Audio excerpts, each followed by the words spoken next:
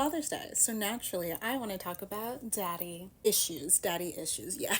Gotcha. I want to talk about daddy issues in films and how that correlates to the current male loneliness epidemic. Loneliness, entitlement, pandemic, mind you. And what better time to discuss daddy issues than during the premiere weekend in the live action How to Train Your Dragon, a film about a father and son dynamic, and Materialist, a film about a daddy zaddy dynamic. What do you know about daddy issues? You probably just have them. Blah, blah, blah.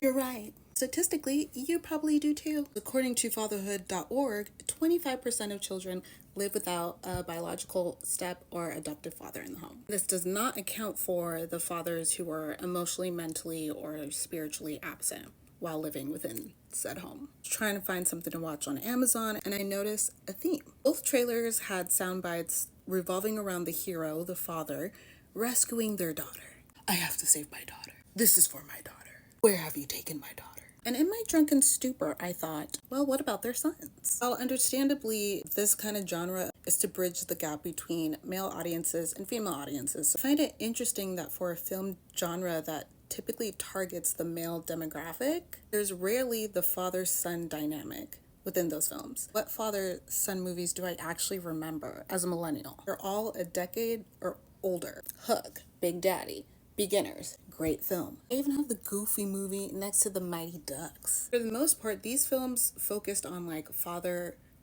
figure and a younger impressionable kid. A child is what I think they were calling them. And then I start to think about like the most popular father-son movies within the last 5 to 10 years. Coco, which came out in 2017, Spider-Man and Iron Man's obvious father-son dynamic, Adam Project, where Ryan Reynolds essentially parents himself, Strange World by Disney, has one of the most honest and conversations around father and intergenerational trauma I've ever seen. But have you heard of The Movie? All these father-son dynamics deal with the supernatural and superpowers. The only everyday relatable ones I could think of are Nate and Cal from Euphoria, like About Time and Beautiful Boy. When was the last time you saw a father-son movie targeted to families that has a good moral messaging? What do father-son movies have to do with the male loneliness epidemic? Where do you learn relationship dynamics, romantic, platonic, professional, personal, individual?